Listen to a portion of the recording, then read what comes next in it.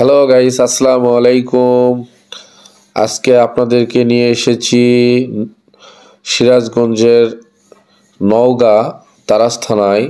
এখানে আজকে যে মাজারে এসেছি সেই মাজারের নাম হযরত শাহ জিন্দানি রহমতুল্লাহ আলাইহির মাজার।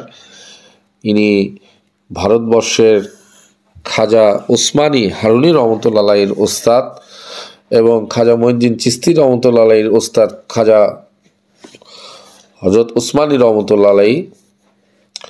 তো সেই মাজারে আজকে আমরা এখানে এসেছি দোয়া খায়ের করার জন্য।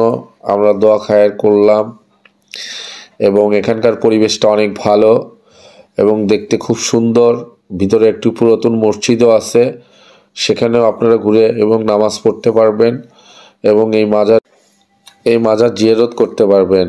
এবং মাজার জিয়ারত করা একটা ভালো জিনিস আছে, সেটা হচ্ছে যে মাজার জিয়ারত করলে 3 ধরনের উপকার হয়।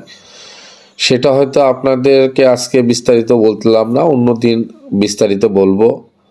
আর যারা আমাদের ভিডিও দেখছেন তারা অবশ্যই শেয়ার কমেন্ট করবেন, লাইক দিবেন, সাপোর্ট করবেন।